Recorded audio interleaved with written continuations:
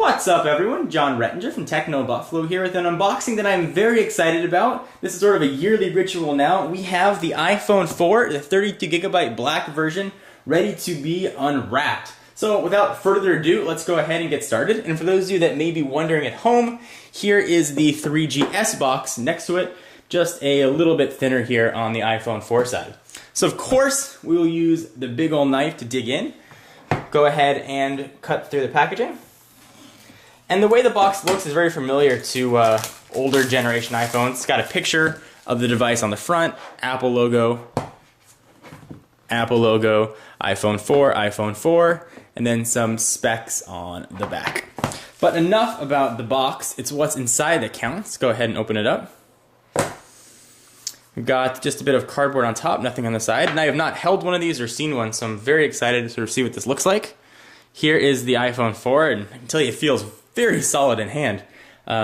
Very impressively so, actually. But we'll put that off to the side for just a minute, and we'll dig in and see what else we get.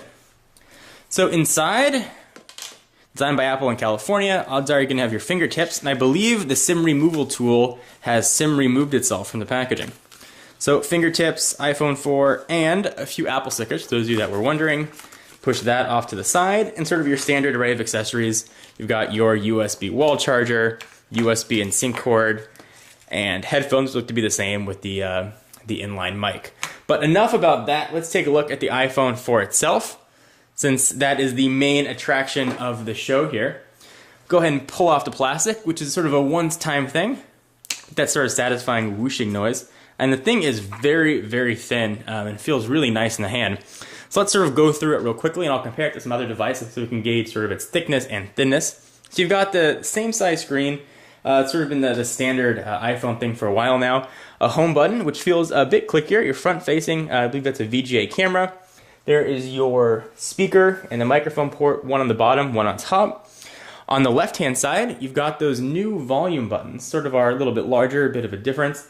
And you've got your new profile switcher right at top. There is one of the antenna bands on the left-hand side, and you've got the other antenna band on the right. For those of you guys that might not know, Apple actually integrated the antenna into the stainless steel of the phone, which should help with reception. And speaking of the side of the phone, you've got your micro SIM card right there at the little hole for a paper clip to pop out the micro SIM card.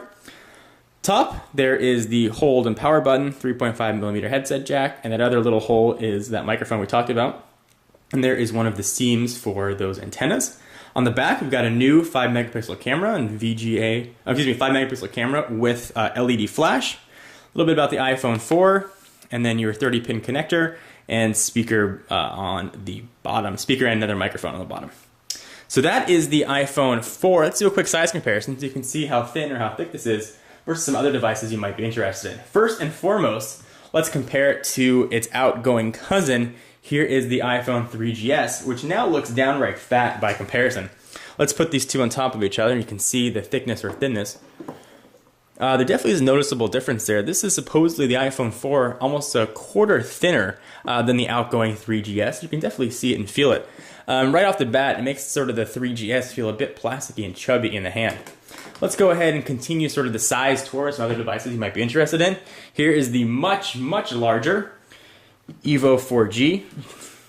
It looks like the grandfather or the father here to the children because it's so big, but it is a very thin device. Let me go ahead and show you the thinness of it. You can go ahead and compare and see how it's going to fit in your pocket. So there is the Evo. Next up, we'll compare it in size to the Droid Incredible for Verizon. And pretty similar in size, actually. There's that. Let's go to stack them. You can see the thickness. So the Droid Incredible is significantly thicker. And finally, the last phone that you guys may be considering is the Nexus 1. Now, these are all sort of Android devices. Here is the Nexus 1. And a bit thicker. So I'm going to go ahead and dig into the iPhone 4. Certainly there'll be a ton of coverage coming up today, tomorrow, the next days. We'll be walking through all the features, doing full reviews and demonstrations. Anything in particular that you want to see of the iPhone 4, be sure to leave your comments. And be sure to check out technobuffalo.com for all of your tech news and to make your own tech sublog, even monetize it and make some bucks or talk to other users in our built-in social network. I am John Rettinger, and I will see you in the next video.